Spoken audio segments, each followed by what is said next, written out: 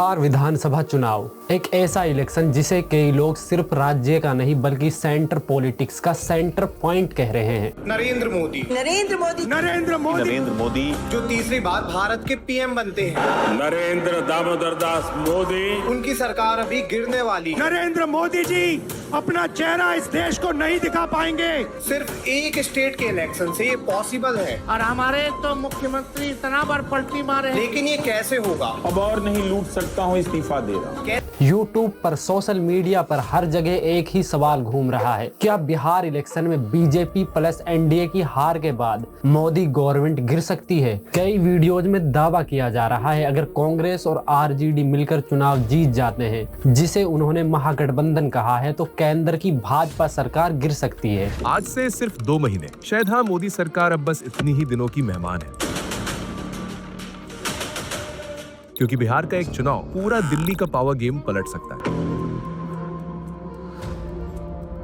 अगर ये सच हुआ तो मोदी जी ये करते हुए नजर आएंगे। अरे हम तो फकीर आदमी है, झोला लेके चल पड़ेंगे। और ये उसके लिए एक पॉलिटिकल थ्रेट बन सकता है। वजह कई बताई जा रही है। कोई कहता है कि ऑपोजिशन को नई ताकत मिलेगी, कोई कहता है कि अलायंस पार्टनर्स का भरोसा टूट जाएगा।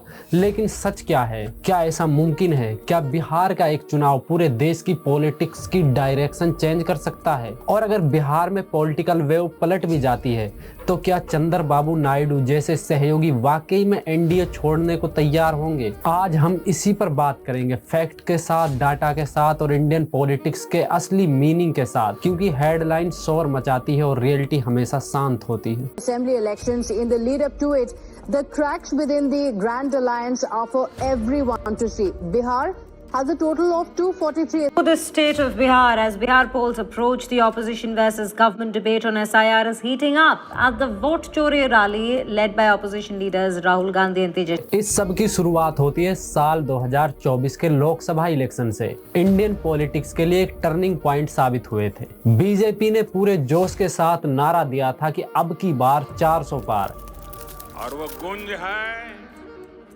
अब की बार 400 पार, अब की बार। मगर रिजल्ट सामने आए तो तस्वीर बिल्कुल उल्टी निकली। बीजेपी सिर्फ 240 सीटों पर सिमट गई, वही कांग्रेस ने 99 सीट जीतकर अपनी मौजूदगी फिर से दर्ज कराई। ये नतीजे बीजेपी के लिए बड़े झटके की तरह थे। न्यूज़पेपर हेडलाइंस भी, बीजेपी शॉक्ड और BJP rocks with a third term and makes history. अब की बार मोदी वीक, क्योंकि पार्टी को पहली बार 2014 के बाद अपने दम पर बहुमत नहीं मिला। सरकार बचाने के लिए बीजेपी को जेडीयू और टीडीपी जैसे सहयोगी पार्टियों का सहारा लेना पड़ा। इन दोनों और छोटे छोटे सहयोगियों के साथ मिलकर एनडीए ने 293 सीट हासिल की और केंद्र में सरकार बनाई। लेकिन साफ था कि बीजेपी अपनी पुरानी मेजोरिटी खो चुकी थी और अब गठबंधन पॉलिटिक्स की राह पर चलना पड़ रहा था। दूसरी ओर कांग्रेस और इंडिया अलायंस के लिए भी ये नतीजे उम्मीदों से कहीं ज्यादा बेहतर थे। इंडिया ब्लॉक ने 234 सीटें जीती, जिससे विपक्ष को नई ताकत मिली और विपक्ष मजबूत रूप में सामने आया। कांग्रेस के लिए ये पल खास था क्योंकि 2014 के बाद पहली बार उसे लीडर ऑफ ऑपोजिशन का पद मिला, जो उसके लिए एक सिंबॉलिक था, पॉलिटिकल कमबैक था। दिलचस्प बात यह रही कि लगभग सभी एग्जिट पोल्स और ओपिनियन पोल्स ने बीजेपी को भारी बहुमत में दिखाया था। कुछ तो सीधे 400 पार तक ले गए थे, मगर रिजल्ट ने सबको चौंका दिया। न्यूज़ 18 के मेगा एग्जिट पोल में एनडीए को 355 से 370 सीटें मिलती हुई नजर आ रही है।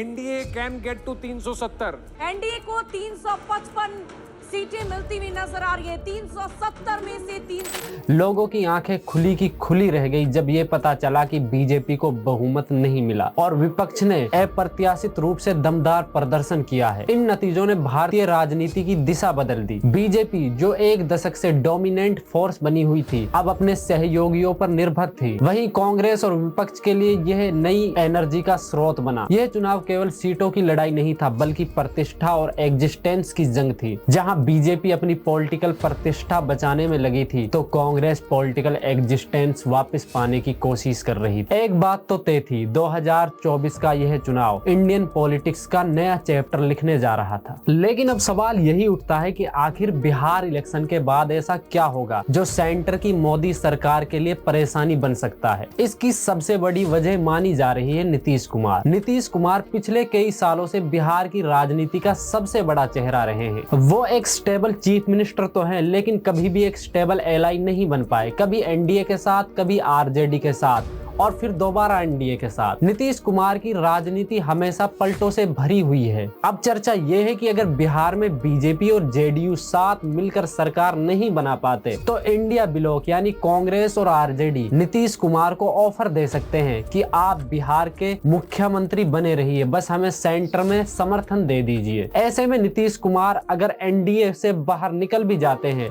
तो भी मोदी सरकार नहीं गिरेगी, क्योंकि मेजॉरिटी मार्क यानी 273 सीटें उनके पास अभी भी बनी रहेंगी। लेकिन यहीं से कहानी दिलचस्प होती है, क्योंकि अब फोकस जाता है चंद्रबाबू नायडू पर। अब सवाल उठता है कि क्या वो एनडीए में बने रहेंगे या फिर वो भी बाहर जाने की तैयारी में है। आखिर क्या वजह हो सकती है जो चंद्रबाबू नायडू, जिन्होंने अभी 1 साल पहले ही मोदी सरकार का समर्थन किया था, अब उसके समर्थन पर सवाल उठने लगे। विधानसभा में तेजस्वी यादव का बड़ा बयान सामने आया है। तेजस्वी ने कहा एसआईआर के मुद्दे पर चंद्रबाबू नायडू भी हमारे साथ हैं। एसआईआर के मुद्दे पर चंद्रबाबू नायडू हमारे साथ है। ये बहुत बड़ा दावा तेजस्वी यादव की तरफ से किया गया है। कहानी यहीं से शुरू होती है और ये वहीं से तय होता है कि दिल्ली की सत्ता कितनी स्टेबल रहेगी और किसका पलड़ा भारी रहेगा। कई तरह की बातें सामने आ रही हैं। कहा जा रहा है कि अगर नीतीश कुमार इंडिया ब्लॉक में शामिल होते हैं तो उसके बाद वही गठबंधन चंद्रबाबू नायडू को भी अपने साथ जोड़ने की कोशिश करेगा, और ये बात झूठी नहीं है, ये कहीं ना कहीं तक सच भी है। खबरें ये भी है कि उन्हें होम मिनिस्ट्री या vice prime minister of India जैसी बड़ी पोस्ट मिल सकती है ताकि वे एनडीए से अलग हो जाएं। लेकिन दोस्तों, ये सारी सिर्फ पॉसिबिलिटीज हैं। पॉलिटिक्स में हजारों पॉसिबिलिटीज बनती है, मगर रियलिटी सिर्फ एक होती है। अभी की ग्राउंड रियलिटी देखकर यही लगता है कि केंद्र की मोदी सरकार पर कोई बड़ा असर पड़ने वाला नहीं है। जो बातें यूट्यूब वीडियोज में या सोशल मीडिया सर्कल्स में चल रही हैं, वो किसी पॉलिटिकल नैरेटिव का हिस्सा भी हो सकती हैं। कई बार किसी राज्य को चुनाव को प्रभावित करने के लिए इस तरह के नैरेटिव जानबूझकर चलाए जाते हैं।